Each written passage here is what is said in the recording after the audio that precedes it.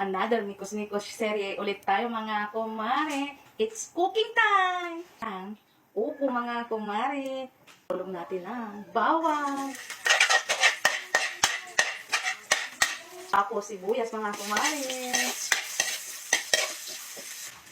Pag lumabas na ang mga kaluluwa ng bawang tapos sibuyas mga kumare, iulog na natin ang kamatis. Isabay na natin ang boyba, sahog niya mga kumare.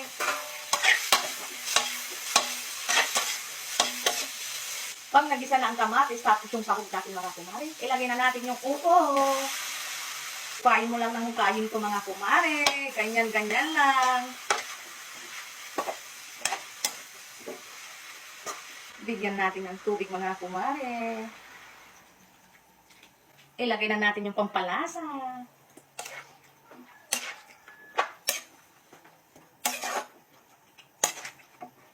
Antayin na lang natin pagluto ng mga kumare.